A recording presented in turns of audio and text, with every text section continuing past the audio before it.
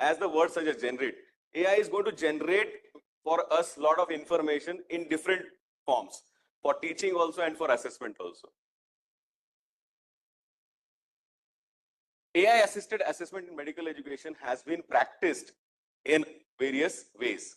One is objective structured clinical examinations, the OSCEs. So AI powered video analysis is done, and then the student's performance is assessed in real time, analyzing communication, procedural accuracy, and even body language. So algorithms have been created where this assessment is done. Same way, speech and text analysis tools also evaluate diagnostic reasoning or history taking skills. And even facial emotion recognition can measure empathy and emotional connection with simulated patients. So this is what level AI has actually reached. Then as far as diagnostic reasoning is concerned, that's pretty obvious that if we give certain situations, the responses given by the learners is going to obviously be analyzed by the AI, and diagnostic reasoning is accordingly assessed. There are image-based assessments which are provided. So images are provided, and the learners actually give responses, and the AI tool generates the assessment. Okay, how accurate is the diagnosis that is reached based on the image that is shown? Then, of course, we are very, very familiar with the knowledge-based assessments. In fact, many of us also have tried our hand in setting an MCQ using ChatGPT, right? There have been n number of papers of, say, how ChatGPT generated questions have stood the test of time, etc. Okay, so knowledge-based assessments, and then procedural skill assessment in the form of simulations, and soft skills and professionalism assessment in the form of analysis of the communication skills.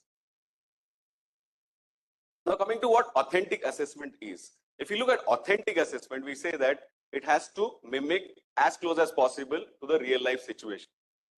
So there are 3 dimensions and there are 8 elements which constitute authentic assessment. The 3 dimensions are: realism is the first one. Then, of course, this assessment has to pose a cognitive challenge. And finally, the judgment has to be evaluated. So these are 3 dimensions of authentic assessment. 8 elements are: there has to be a challenge on the product. Then there has to be metacognition, the level of accuracy, how often or how close the transfer of information has happened during assessment.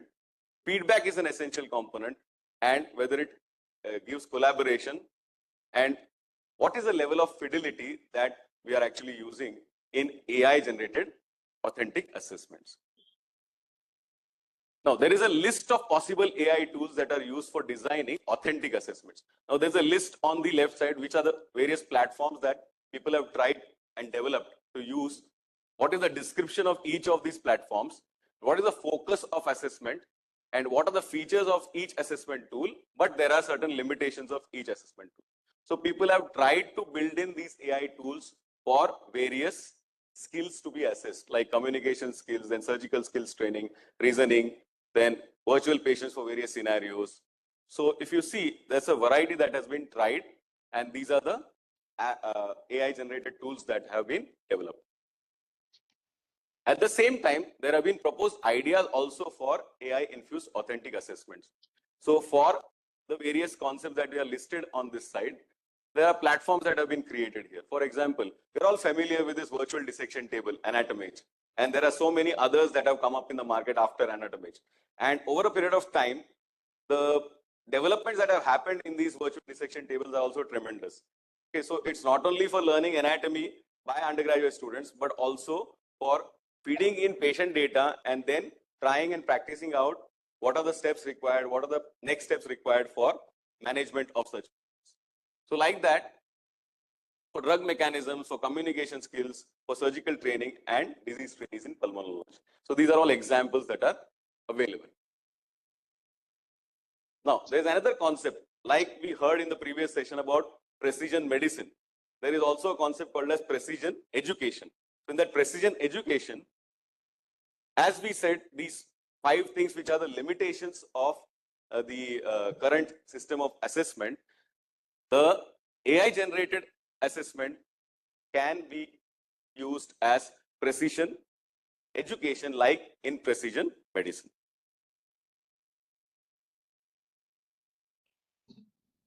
Now, like there was, say, Web 1.0, 2.0, 3.0, similarly for education also, now current version is 5.0. So 5.0 version of education actually gives us this particular chart which shows what is the goal of the education, what are the technology or AI tools that can be used for achieving these goals. So this is for accessibility and learning. Immersive education is a principle and virtual reality, augmented reality is used as a tool. Similarly, for flexibility and accessibility, it is Internet of Things. Adaptability, decision making, AI and machine learning is used. Security and privacy of data, blockchain is used. Data-driven decision making, big data and analytics, and collaboration and connectedness, gamification is used for that. Now, what are the current and potential uses of cases for AI in medical education assessment? There's a whole list that is made available. What is the challenge in assessment? What is the solution? What is the specific AI approach? And where they have cited in research. That's what is given in this particular table. So when we say there is a lot of data, so what can be done is automated data analysis and pattern recognition can be done, and classification and algorithms can be used, and this is already quoted in a study. Then when there is resource constraints in data processing, what can be done is cloud-based processing solutions can be done, and cloud computing with AI optimization can be specifically used. If we feel that there are biases in assessments using AI, then we need to have provisions for detection of those biases, neutralization using specific algorithms. Similarly, if you want to look at other aspects of the problems that are faced in the current system of assessment, provide solutions. So this is what is available in literature that is quoted, that is the paper in academic medicine has actually given this data. So feedback, when we say feedback is not available, so feedback has to be inbuilt in authentic assessments. So we can try and use AI-driven simulation tools for evaluation, providing feedback. Now, the bottom line, however, is so much said about objectivity. AI produces objectivity. AI can actually look at how the learner is performing in various assessment techniques or various assessment methods. But at the same time, what is going to happen is AI has been built by a human being. AI is not generated on its own. Okay. So therefore, if we look at AI and competency-based assessment, which is the current need, I'll still say that the bottom line is there is nothing like the power of subjectivity. Because subjectivity, what to say, gives that human touch, human experience. And finally, if I ask you, will you believe data from the internet and go and buy data from the people who are marketing a product and buy a device in the market? Or would you like to talk with a person who has already used that particular product? How many of you will say only will go by the reports which are available in the, say, in the internet? Or would you like to have a first-hand information from a person who has used the device? So always would like to have that subjective element there. So similar is a thing for assessment also. So to summarize, what we did was we firstly looked at the possible avenues of AI in assessment and how AI actually tries to bring in that objectivity and tries to reduce that bias because of that. However, you must remember that because we are dealing with Generation Z, we have to embrace technology. So like in the previous session, it was said that it will not replace the current assessments, but it can augment the current assessment. So that's what can be done. So if we don't embrace the technology, we'll be left behind. There'll be others who will take up those assessments. So we must embrace technology. AI can assist and simplify many aspects of assessment. However, things may go wrong. So therefore, constant monitoring is needed and quality assurance must be ensured. And finally, this is never going to change. Human touch must always exist in assessment, like in healthcare. Okay. So with this, I close this session. Thank you very much for a patient hearing. I'll be happy to have questions. Thank you, Dr. Iyer, for that very crisp and very comprehensive overview of where AI can come in as far as assessments go. I think what's important is to understand that when we think of using AI-based assessments, there have to be built-in mechanisms to combat algorithmic biases which might come in. And as you rightly mentioned, that there would always be a human element. So the quality of data that goes into the formulation of these algorithms becomes extremely important. And of course, other issues like ensuring privacy and data security and equitable access for everyone. In fact, there was an interesting book I was reading the other day called The Fourth Education Revolution by Anthony Seldon, where he mentions that AI, if used correctly, over the entire training duration of a learner, can provide you so much data that you may actually not need to do a summative assessment at the end of it. So very interesting concepts. The house is open for any comments, questions that you might have.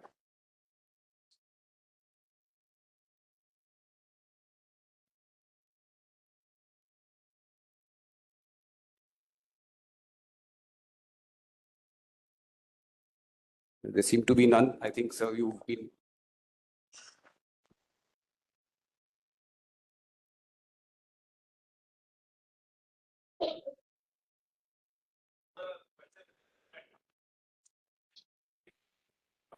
Complete overview of assessment and AI. So that's really been very well covered and very nice. We see that any assessment patterns the students tend to game. It's a game. For example, the MCQs become ultimately a question bank. And for every assessment tool, they have those, how to crack that game.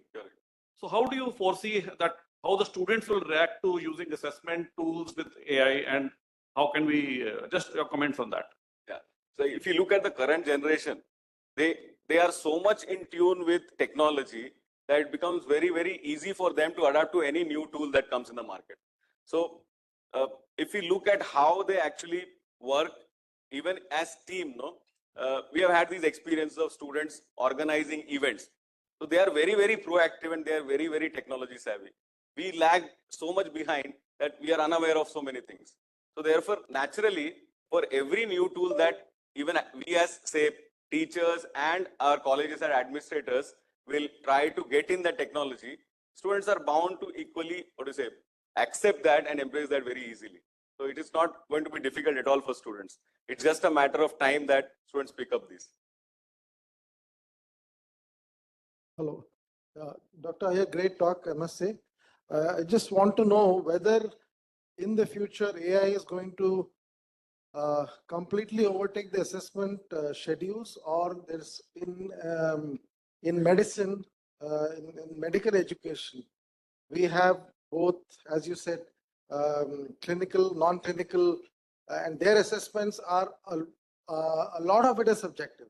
Yes. It also all depends on how they have done over the period of their training, period of their phase in MBBS, and how they have answered the questions face to face, rather than just subjecting them to a AI.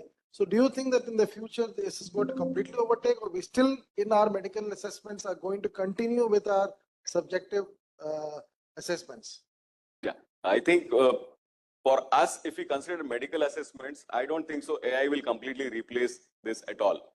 Because unless we are 100% sure that the technology is foolproof, which probably is not going to happen ever in future, this subjective element will always be there.